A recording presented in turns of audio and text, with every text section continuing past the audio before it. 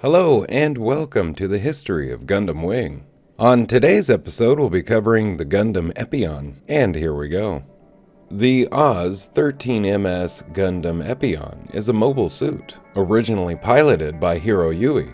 It was later given to Treize Khushrenada. Late in After Colony 195, Treize Khushrenada was relieved of his duties as commander of Oz and was placed under house arrest.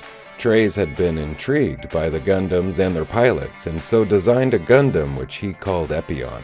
Treize had a highly developed sense of honor, and so designated the suit to be a dueling mobile suit, equipping it with short-range weapons only. Treize was also able to equip the Epyon's cockpit with a modified Zero system. Treize had hoped that a Gundam pilot would come forth to pilot the suit, particularly Hiro Yui. Thus, Treize presented the Gundam Epyon to Hiro, when the latter sought him out with intentions of assassinating him. Hiro, however, did not kill Treize and accepted the Epyon. After boarding the mobile suit, Treize warned Hiro not to be a winner when piloting it, meaning that achieving victory should not be on his mind, only the fighting itself. When the Romefeller Foundation launched an invasion of the Sank Kingdom, Hiro piloted the Epyon into battle. Having not yet mastered the Zero system, however, Hiro suffered a near-nervous breakdown and fled the battle. Relina's brother, Treize Khushrenada, arrived in the Wing Gundam Zero, having heard of the invasion, but it was too late. Treize and Hiro then dueled in the Wing and Epyon respectively, and fought to a stalemate. Unable to determine a victory using their Zero systems, both combatants ceased. The two then exchanged suits, Hiro taking the Wing Zero and Treize taking the Epyon. Soon after, Treize joined the group known as White Fang, who claimed that they had been charged with defending the colonies, and became its leader. Reverting to his birth name, Miliardo Peacecraft, Treize fought against the forces of the new Earth Sphere United Nation with the Epyon. Treize flew Epyon against the Gundam pilots in the final battle of the war in December of After Colony 195. In this battle, Treize in Epyon once again challenged Hiro in the Wing Zero.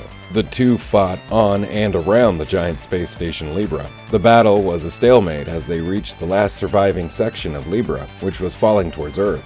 Taking the fight inside Libra itself, the two fought until Epyon's left arm was severed, giving Hiro a decisive win.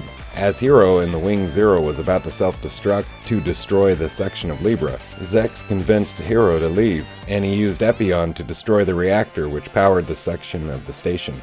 Both Treize and Epyon were presumed to have been lost in the resulting explosion. Armaments include a beam sword, the primary weapon of the Epyon. It is connected directly to the suit's power plant via a cord, as opposed to running on its own internal power system.